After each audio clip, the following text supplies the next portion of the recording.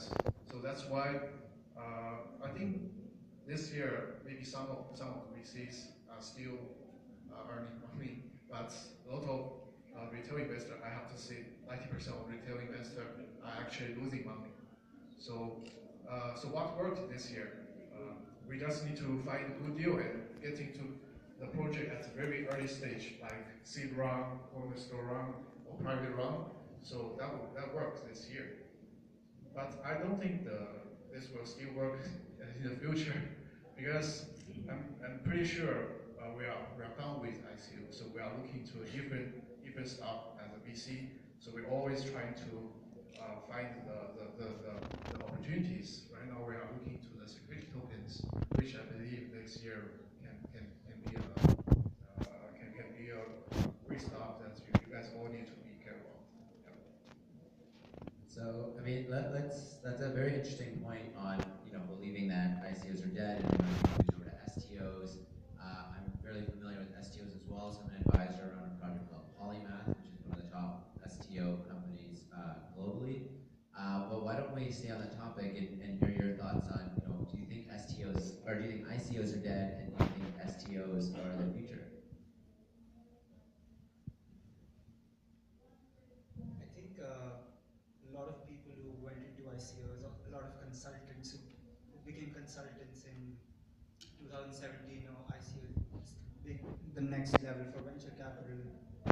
The same crowd went into STOs. The thing you have to understand about STOs, it's less liquid. It's never going to give you the same return as ICO. Depending on the jurisdiction, some STOs you have to hold it for 1 year, and you cannot liquidate before 1 year. So I think there's a lot of hype, but I don't think the future is STOs.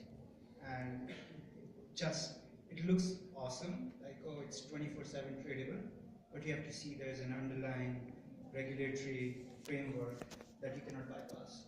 I don't think so. You'll ever see STO getting mainstream next year. It's too early. It might get in 10 years because there are certain jurisdictions. For example, India, I live in India, and the government doesn't know anything about blockchain, ICOs, STOs. It'll take them 10 years to even figure out what STO is. And for me to participate in an STO and to liquidate, it's not going to happen next year. So I think it's just a lot of IC consultants scamming people and saying STOs are the next thing. And yeah, I think that. I don't know about you guys. Cindy, what are your thoughts on security token offerings?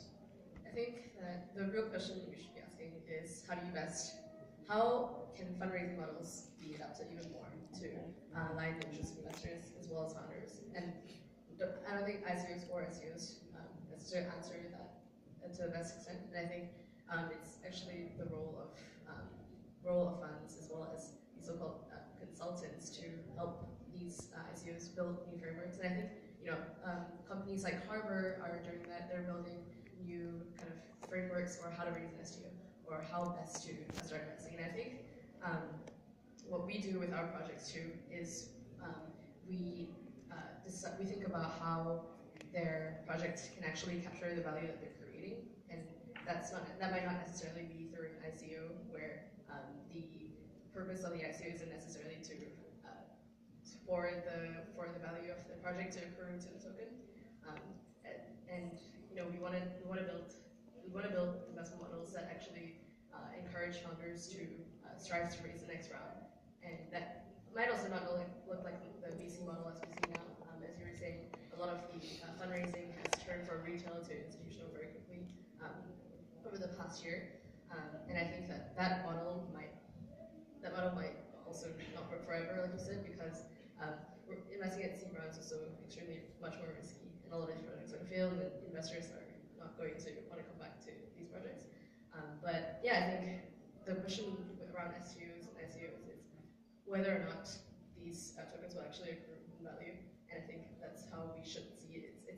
It's a design of what the token is backing, and and it's also a question of how best to comply with regulatory frameworks, not necessarily break the regulatory frameworks. And I think that's what ICOs were pushing the boundaries in the beginning.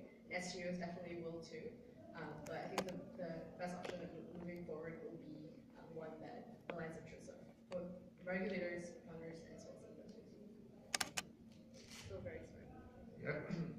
Actually, I'm quite opposite about security tokens. First, I think security token can actually give us access to trillion-dollar markets like commodity, forex, etc. So compared with the cryptocurrency, crypto market, which is only 200 billion US dollars, so they are on different level. So that's why I think I'm very positive about security token. And second reason, I think STO security token offering is it's another version of ICO. It's a regulated ICO. So actually STO can protect retail investor. So it can because currently I think 99% of ICO are scam.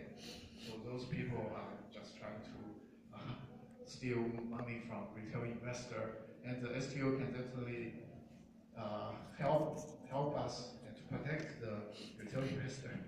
Because right now all the games are actually zero-sum games. If there is a winner, there must be some losers. This is the current state. But for STO, you have to have real business, so you have to have a good revenue models. So I think if we apply this model, we might change the zero-sum game. It might be living for both investor and also the project and also retail investor. So that's why I'm very positive on this team. Yeah. So from our fund perspective, we're quite bullish on STOs as well, although we do see some short-term limitations that we need to get over. From an ICO perspective, we think right now public markets are dead, but we do think that they'll actually recover once we're looking at ETH above 550 or higher. And we do think there is value for utility tokens if they're structured correctly. I know Cindy was mentioning what is the token actually backing, and making sure that the token economics are structured in a way that actually does create value for that token and an underlying business that is driving that. And so, sticking on security tokens, because it seems to be one of the hotter topics right now, what do you see as some of the limitations to security tokens, and what is needed for it to really become mainstream? If the purpose of security tokens is increase liquidity to otherwise illiquid assets, I think that's the main value proposition that I see for security tokens, allowing investors to liquidate much quicker.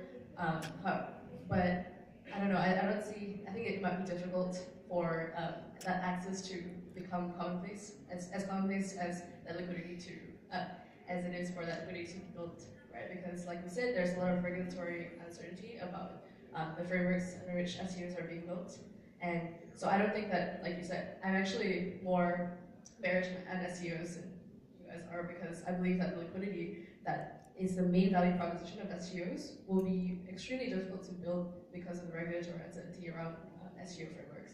So I think it's interesting thinking about securitizing, tokenizing securities, tokenizing actual assets, but I don't think that the promised liquidity of this securitization will actually happen.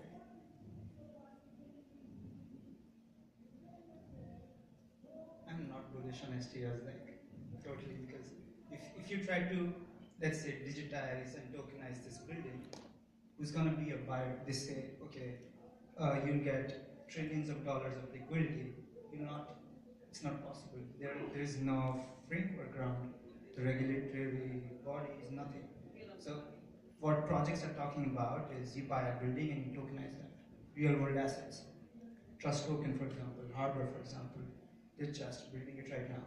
See, they're trying to go head on with SEC, the regulatory bodies, and trying to change the laws, which haven't been changed since a lot of time. When did the security law come out? In 1930s, if I'm not wrong. So they didn't change since more than 90 years. You cannot change it so fast. So it's just, and again, for ICOs, why they raise money so easily? Because there was no revenue in ICO models. Like there is no revenue in blockchain models. For STOs, it's actually real world businesses that new projects are raising now. So if I'm raising an STO, I might rather go and take the risk capital from VCs which can absorb the risk. If I go to retail investors and they're investing in STOs or really early stage startups, they will end up losing a lot, and that's why you have SEC in place, or regulatory bodies around the world in place, so you don't have that risk appetite as a retail investors, and you don't lose that much. It's a really risky business as it is. Either it's an STO or an equity, it's super risky. 90% of them fail, and why VCs succeed is because we do blanket investments, and if one succeeds, they cover the 90% losses. That's not how it's going to happen with retail guys. So I think they're going to lose a lot of money, and there is no trillions of dollars of liquidity happening anytime soon with STOs. That's what I feel. Yeah. So I'm actually also agree with the point that the liquidity is the biggest issue of security token. But I think I agree that currently the infrastructure is not much enough to provide the global liquidity. But actually we are trying to improve it. So we have a lot of projects that currently is working on that. So for example, we have a project called Polymath that's help us to do the STO. We have a security token exchange like T0, Open Finance that can improve the global liquidity issues. Yeah, but I agree that currently that's also one of our concern. That's why we are still a little bit hesitant about investment in STO, but I'm still very bullish on security tokens because, as you know, because our fund is actually a Chinese fund, so we are the top 10 VC in China. But the China market is huge, but the government banned everything, banned crypto, banned ICO because the Chinese government it's very difficult to control. There is no regulations, so that's why they ban everything. But with security token, I think Chinese government might open the door again. So that's why we are very positive about this.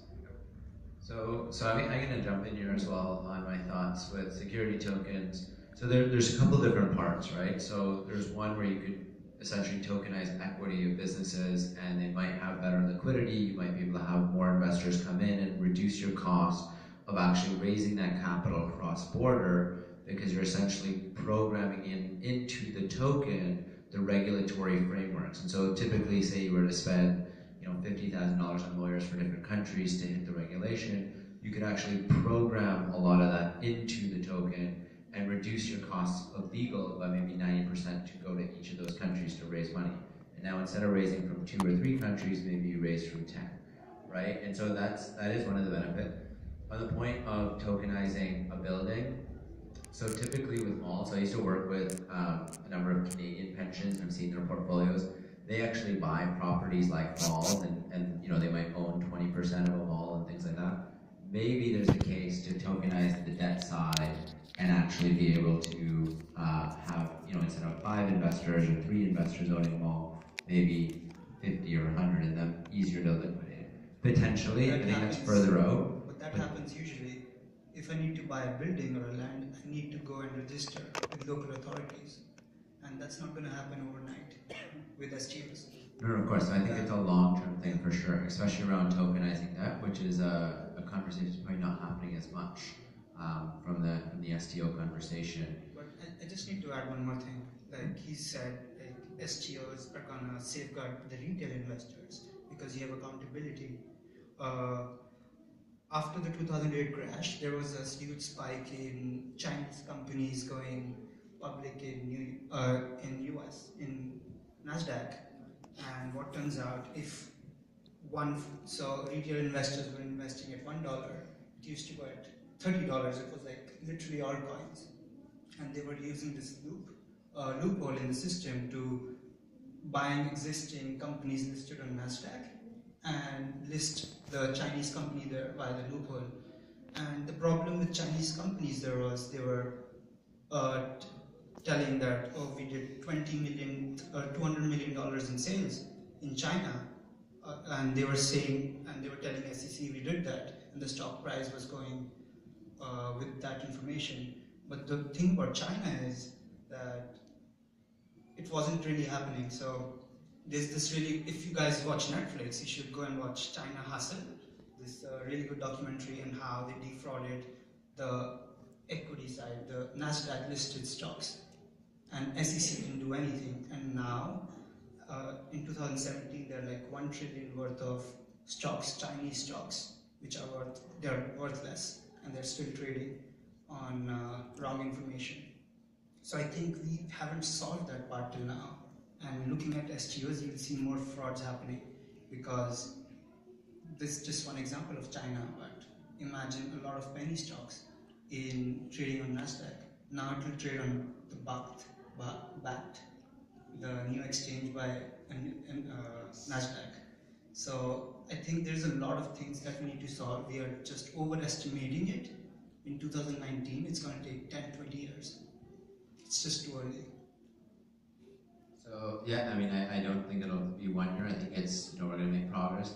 I do also think that it's not only Chinese companies that have that issue. I mean, this type of thing with fraud to investors has happened, across the world with US, Canadian, all around the world, right? So, but I do know it's a good documentary. I mean, on that, I also did want to bring up a point on ICOs, so going on a little bit, and protections to investors. And so, what are some things that you think could be improved to help, either retail investors or, professional investors? I think having a tiered fundraising is definitely, that's contingent on a project actually performing and reaching milestones is definitely kind of the next step. It could be made much more simple. Like if a project actually gets X amount of users and it does require this runway for the next 3 months, then sure, let's unlock this part. And I think a lot of projects are actually doing this not even out of investor protection, but also for the protection of the project and keeping the teams keeping the team not complacent. And that's actually, I think, a very good incentive for teams. Instead of raising 50 million rounds, they're raising it in tiers, and that's the next step forward. Other kind of investor protection mechanisms, I would say, yeah, like focusing not on like being transparent about the discounts that you're giving to other investors, which is obviously a very political game, but I think being more transparent about that and not having a lot of behind the door deals would also be a very good investor protection mechanism. So actually, on that point, how many people here have heard of DICOs? DICOs? Okay, we've got a couple of hands. So basically, decentralized autonomous ICOs, which Vitalik came up with the term, is basically a way where you could essentially fundraise and the money goes into smart contracts, and based on milestones or investors, being happy, the money would get released in tiers to the projects. And so that's one way to achieve, what Cindy mentioned, but there is other ways, like, just actually having purely tiered fundraising strategies or other things. But these are some ways that, could limit the overspend or carelessness or even the impact of a scam if a project was doing that. Yeah, you mentioned DICO. Vitalik is super smart, but he's living in 2050. Ethereum is not stable. If as a company I'm raising 2 million, for example, a company raised 10 million in January, and if they held it in DICO and I have to pay my employees, I'm going to go bankrupt. So at this stage, we need to really wait for like a stability in the Ether price if we are talking about that, right? And so I'll jump in there. So DICOs don't necessarily need to be held in Ether, right? So they could be held in stable coins or a portfolio or diversified portfolio of coins, depending on how it's built. But all the coins are super, so you cannot diversify in crypto. Every coin follows each other. So if you're diversified, you're going down. If you're not diversified, you're going down, right? You said about stable coins. Stable coins is such a new thing. as a fund, or as a company as well. If I'm hedging or if I'm like betting on stable coins for 10 years, I don't even know if Tesla is not gonna be there in 10 years for sure. You can talk about Gemini, but that's again centralized coin. You cannot. I don't think you can include that in the ICO. Yeah. I don't know. But as a fund, as a company, as a DApp, if you're really invested in decentralization, you would hold on to Ether, for example. You would not go back to USD. It justifies the point of raising money. It's better you go and raise equity instead of Ethers. So I think at this stage, the really smart projects, they are really good at managing money. So hedging with external parties, it's exactly like raising an IPO, where you hire investment banks to actually hedge your raise. So you can actually make sure that you have enough money for the runway till you launch. So that's what I think. And I think really smart ones knows how to manage the money and the project. I agree that they have to learn how to manage money because as far as we know, because we already invest more than 100 ICO already, some of the projects, they actually, after we invest like 3 months, so they came back and asked me, what should I do? The Ether dropped so much. So when I start raising Ether is like $800 US. But after I'm done with my ICO, the Ether price dropped to 200, below $200 US. So they have to learn how to manage their asset. So another suggestion that I can give to project or investor is that because as I mentioned just now, we have 200 employees around the world. So we are not just an investment firm. So we also do ICO advisory. We incubate a few projects. So actually, the first thing we want them to do is to lower down their valuation, because right now most of the projects are actually in Chinese, it's an air project. So there's no cash flow. So they cannot survive without funding from others. So the first thing we suggest is lower your valuation. So it's not a lot of projects, especially US project, the valuation is huge. It's like just a few professor and few engineers, and they are trying to ask money. So their valuation is like 15 million or 60 million, something like this. It's insane. So first, lower down the valuation, and second, we always want them to build the product first, to build a prototype, build a MVP first, to check if this thing works or not. If this thing is not working, then you might see wrong direction. So you need to stop it. So that doesn't make sense. You're just trying to scam people. So that's two suggestions that I can give.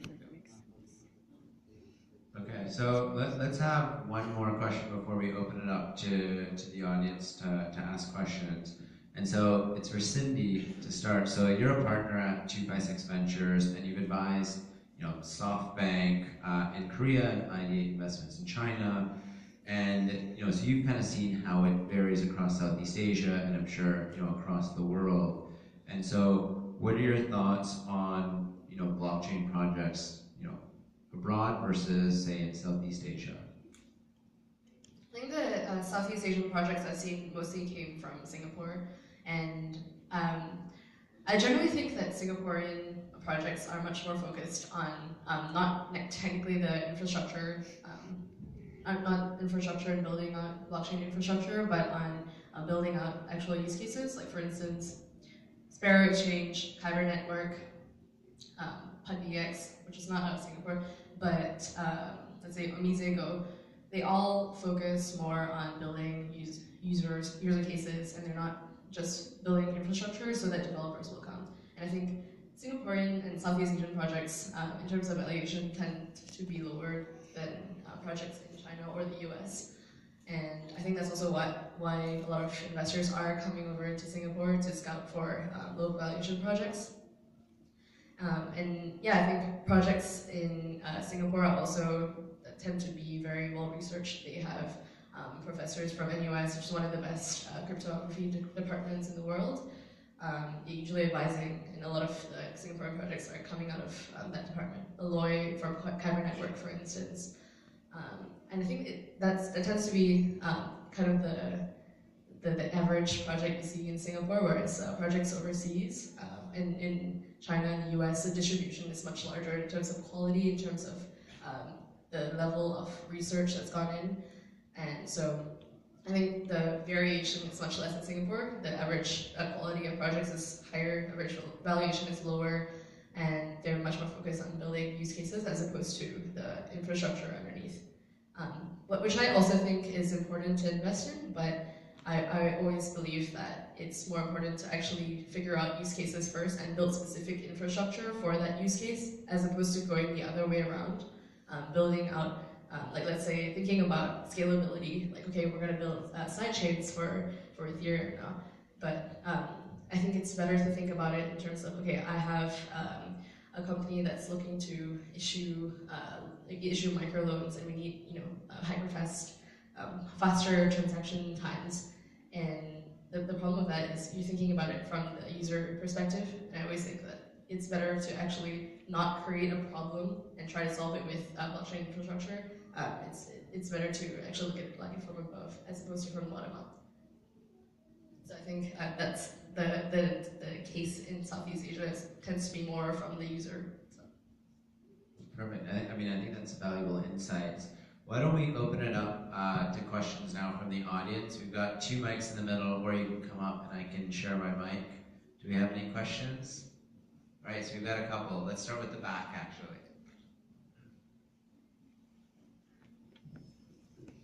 Hi, my name's Paul, so nice to meet you all. So obviously a lot of people were investing in protocols and infrastructure over the last 6 months, and people are saying it's saturated, but in my opinion, no one's really delivered on the promises that they said they were going to do, and there's still quite a long way to go. So is there still protocols and infrastructure, not yourself in the nuts, but are you still looking at infrastructures as investments? I think I can answer that question because for last year, our investments mainly focused on infrastructure of blockchain like public chain and protocol. But this year we changed our strategy. So I think right now it's a little bit late to start our infrastructure project because for the projects that started last year, so they almost finished the first version of the development. So if you are going to start the infrastructure project not right now, so I think it's a little bit late. So that's why we raised another fund called Blockchain Ecos. So for that part, we focus investing on 2 things. The first thing is the app that can bring massive traffic to blockchain ecosystem, like gaming industry and the financial industry. And the second thing that we are focused on is a protocol, but this protocol is not like built from scratch. We like a protocol that's it's a reverse ICO. It's a reversal. We want some existing platform that can convert their business into blockchain, so that you can bring massive adoption to blockchain. So that's my opinion on the investment of the infrastructure here. I think there's a really good blog by Union Square Ventures which came out 2 weeks ago, and they really specifically talk about how cycles work in Web 2.0 and Web 3.0 now. So you saw a lot of infrastructures project coming up, and then you'll see a lot of apps, and then the cycle will go back to infrastructure. So it just goes on and on and on. For example, cloud computing came, and then a lot of apps were developed before that, but they couldn't scale. So they needed something to scale. That's why AWS, cloud computing came up. And then now you'll see a lot of apps coming up. And then, yeah, so it's a cycle. So it has to go like that. It's never like, oh, it's the infrastructure phase right now, and then it'll be infrastructure phase for 2 years. Yeah. It never works like that. It's gonna go back to apps, and then it's gonna go back to infrastructure. We haven't seen any dApp working on any platform yet. So I think the strongest chain will be Ethereum for hands down, because there's so much developer activity going on. Yeah. And if you see a lot of projects coming out with sharding, every second project is sharding, they're gonna fail. They have no utility, nothing. So either it's Ethereum or people go back to Bitcoin and they compute off chain and they settle on Bitcoin blockchain. That's it. That's what I think. Yeah, it just makes me laugh. Everyone's talking about blockchain 5.0 and they're running, but no one's sorted 3.0 yet. Everyone's talking and they keep going higher, but no one's actually, everyone's trying to run before they look at more. So, anyway, thank you. No, I mean, I'll even add to that. I mean, I think there is a place still for infrastructure because like none of them are actually either working or the governance isn't very strong on them. I think if you were to do an infrastructure play, I think you got to really look and study what others have done and try to figure out like what can actually scale long term. How can you actually? I mean, assuming you're trying to create this decentralized and make it kind of grow organically as well. Like, how do you do that? But then there also needs to be a very active approach. We see this from a lot of protocols that they completely miss. Is a very active approach on how do you build it so that you can pull cross chains off of others or seamlessly bring stuff over from Ethereum, as well as how do you convince projects to actually build on yours in the early days. And we don't really see that often, which is just going to hurt adoption very quickly. And so if you were to do it, I think there's a number of things that you can do that probably can be better than what the existing protocols have done. I mean, outside of Ethereum. I think Ethereum is the strongest as well right now. Question over here.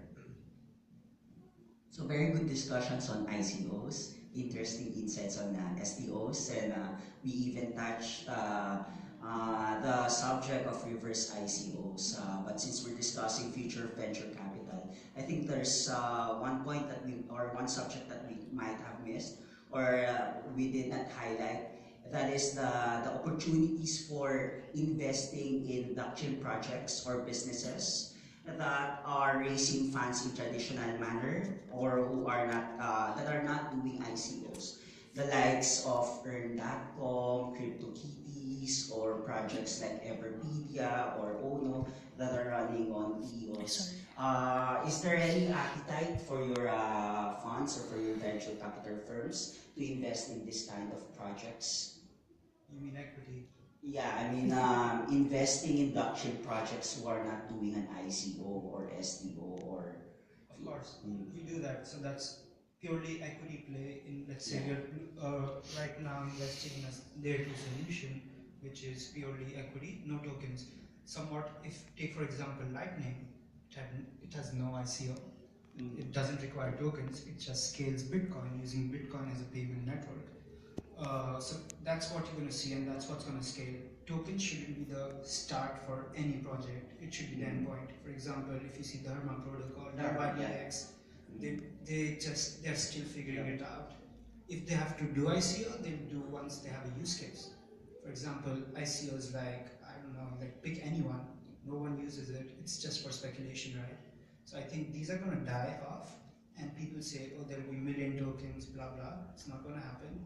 You're going to stick with like things that work. Yeah, in terms of trends and your appetite, how do you think things will turn up in like in the short to medium term when it comes to these kinds of blockchain projects? So will you be more interested to invest in these kinds of projects? So I mean, I'll jump in. I mean, from our fund perspective, I mean, we do tokens and equity, right? And so we have invested in projects that are doing blockchain solutions, but there is no token. And there is a lot of value that we actually don't think a token for the sake of a token makes sense, right? Like there should be proper token economics if it's a token. Otherwise, ideally, don't launch a token. And you know, so equity for us, if it is a good business that is solving problems in the blockchain space, I mean, we're interested. So.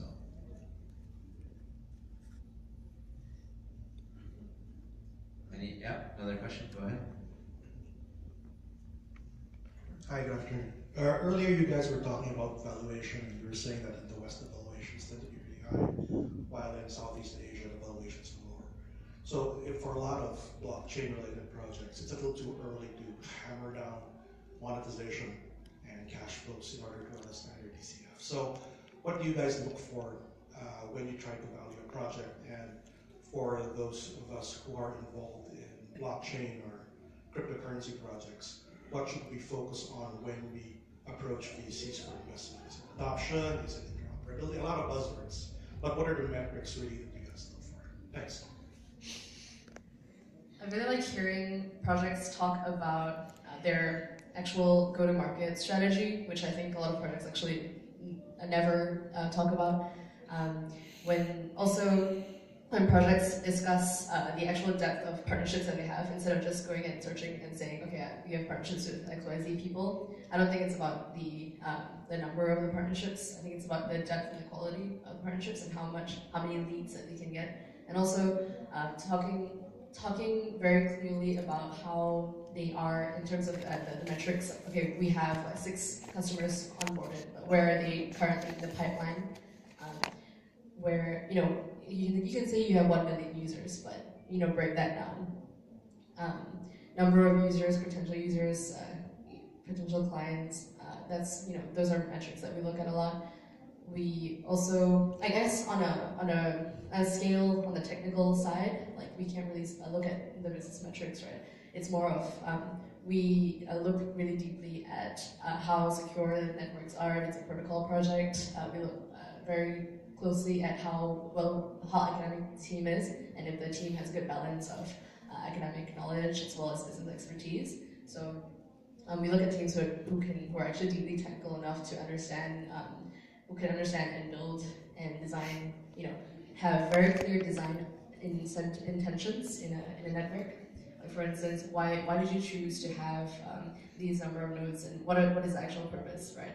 And having very clear, I think looking at projects and having them able to explain their design goals in a very lucid way is a good sign for an investor, because you're making these decisions for a very specific reason as opposed to more arbitrary reasons, which tends to be the case in a lot of cryptography projects. But yeah, I think having a very clear design structure is important for us to look at. I think for us, the most important thing is the people behind that project. So we are not investing in your idea, we are investing in people, in the team. So I believe the idea can be copied very easily, but the team cannot. So the first thing is always people. Yeah. And the second thing is, do you really need blockchain? Are you just trying to combine those concepts and your business just to get some money so that your company can survive? So we will do research to check if your token has real usage.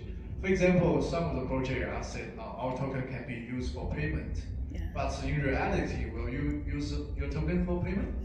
Because it's too volatile, so no one will be willing to use your utility for payment, right? So that's I think that's the 2 key points that we're looking to.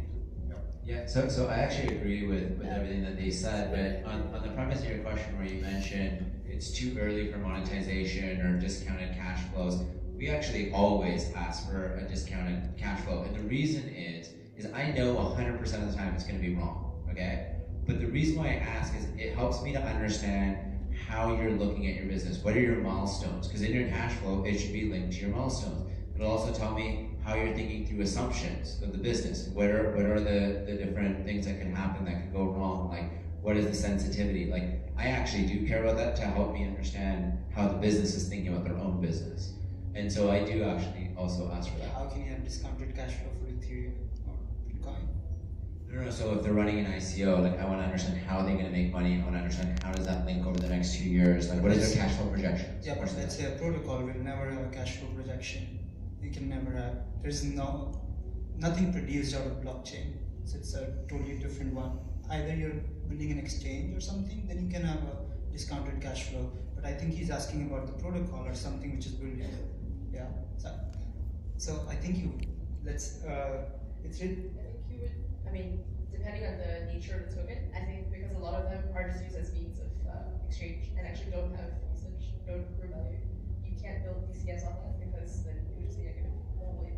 And I think that's why it's important to look at them. You could also, for I guess, tokens that do are designed to improve value, like work tokens. You can look at transactions in the network and how each of them add to the value of the token. Yeah. So, and then Which work token has transactions to, like, yeah, Augur? I mean, definitely, that's, Yeah, that's a very exactly. difficult Yeah. point to actually prove up. But even so, that's one part of the equation. But even factoring like, when is this company going to run out of cash, and are they going to be able to pay their employees? Like, if the CEO doesn't know how much cash they have left in the bank and when they're going to be spending through that, like, that's a problem, right? So. Cool. Any last question? We can take one more. Okay, over here. Sorry, what is your name? It's hard name, yeah. It's Akanshu. Akanshu? Yeah. Akanshu, how can you be so negative about all those coins and investing in the industry? Like you are spitting on No, I'm all not the negative. coins and you are telling them to just offload to fiat. Or I'm not telling you to offload to to hedge or to do some stuff, but you need to be right in your shoes, right? So. I know. So you need to have a little bit of hope for all those people who have been holding on their ether and which are hoping to one day like make the difference because they did trust in crypto and they did trust in the ecosystem. Sorry, but you're holding Ether, you're a bag holder, okay? You lost a lot of money, but having hope that it will turn $2,000, that's the wrong thinking. I'm just saying it for retail investors. Why would they go for another payment token that doesn't make sense? And that's specifically a scam. You're scamming people, and I just call them out. And I think there's nothing wrong. And the projects that we invest in, we do, as investors, we dump on retail investors. That's what we do. No one's a nice guy here. No one's being nice to retail investors. Yeah. And I'm just being straightforward. I'm not saying decentralize the world, tokenize everything, because that's not going to happen. Yeah. And that's just fake promises given to retail investors. So if we are making money, we are making money, but we're not doing nice things to retail investors to make money. We get 90% discount, we dump it on you. That's the truth, right? So I think I'm not being negative, this is just the truth. I'm just showing you the mirror. Yeah. I don't know what you guys think, but that's what I think. I mean, we do actually look at long-term holds and projects that we're doing, and so we actually want, and one of the criteria is that investors are actually locked up, including ourselves, on these projects. But we're looking at this as like a multi-year strategy, but we're very selective on projects that we're going in on. Yeah, actually, there is a saying that people are usually overvalue the power of the technology in short term, but underestimate the power of technology in long term. So this thing, I think this also applies to blockchain. So maybe in this bear market, we actually pass the phrase that overvalue the power of the technology. So for me, I'm still a true believer of blockchain. So I'm going to hold the coins that which have real value. Yeah. So that is my attitude and suggestions. Yeah, I don't think that taking kind of a critical view is necessarily, not negative or hopeless. I think it's more understanding that the actual risks are much more than we can actually anticipate, because when you're investing in tokens, the risk is not just whether or not the tokens will appreciate, it's whether or not the industry, it's so early stage now that I think the risks are way under, like we look at risk, or we don't look at risk enough. And I don't think that we look at systematic risk at all in the crypto industry, because it's very difficult to anticipate. And so I don't think that looking at that and trying to spell out the exact risks is taking hold of this view. In fact, I think it's people who see the risks in the future and anticipate the risks. I think those are the people who will be able to win in the industry. So I don't think it's necessarily hopeless. Not trying to go bankrupt. That's the goal. I think we have one final question over here. So you guys just touched on lockup, so I'm curious to know what you guys look for in a roadmap, how far out you're looking at that roadmap, and then what kind of lockups you expect on investors, teams, and founders.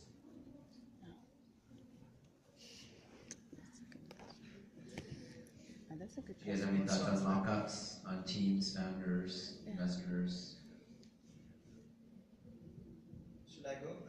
again, I'm not being negative. But it's pretty much how normal companies work, right? So I would want the founder to not go like bankrupt by being locked up for too long, like 4 years. That's not it. So I would want a good mix of mid to short term, where the founder is actually motivated to work and he gets paid for it and he doesn't like go homeless. Second, for the team members, it should vest over time like normal startups. So I used to work for startups and my vesting period was from anywhere from 2 to 4 years. So at least I'm like really committed to the startup. Second thing about vesting is there's so many blockchain projects out there, and a lot of these blockchain engineers are being poached by bigger companies. So it's really important that these blockchain engineers or any tech guy or any person working in a blockchain startup has vested interest, so he cannot just leave for higher salary, and he works for total appreciation in the long term. So I think it has to be a good mix where founder doesn't go bankrupt and he's like living off well. And there's a really good book called Angel. I forgot the author, but he's the best angel investor in the world. He invested in Uber, Airbnb, etc. And he talks about how long should be a lockup, vesting periods, etc. So I think you should read that book to get an idea about how that works.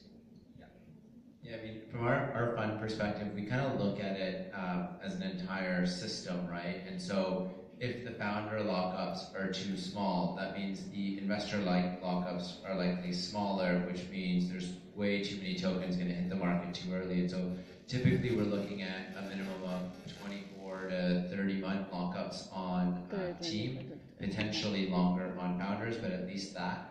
And then investors should be kind of like 1 to 2 years.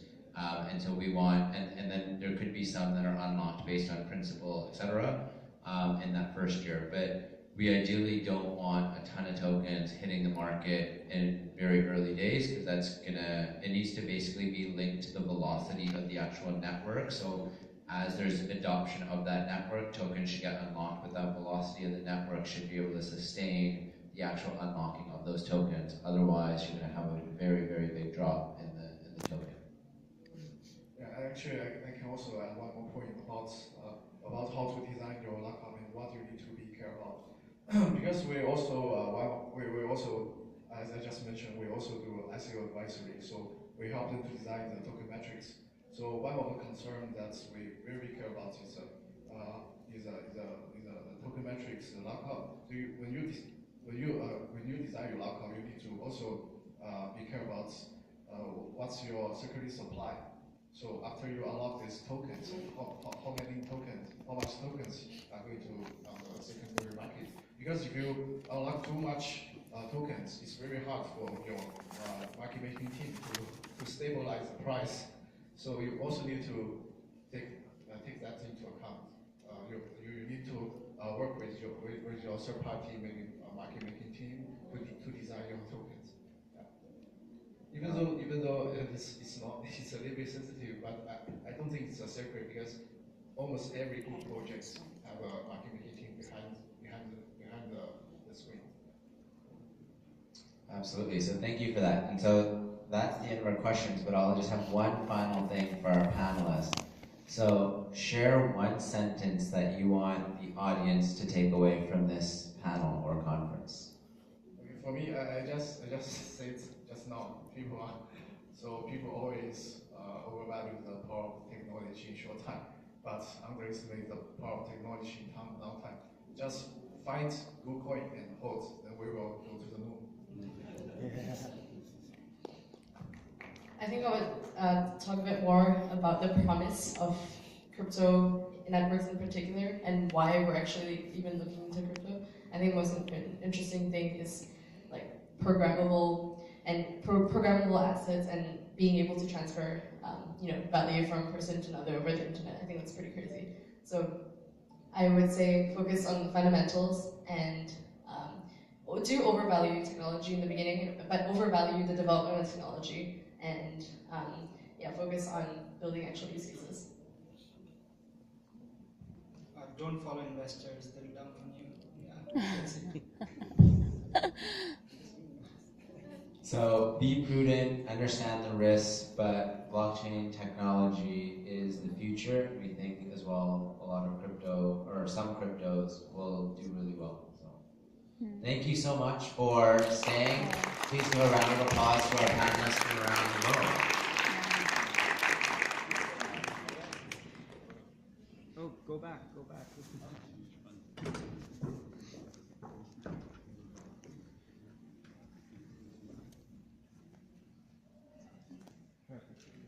Also, the book you mentioned, I think it's Jason Calacanis.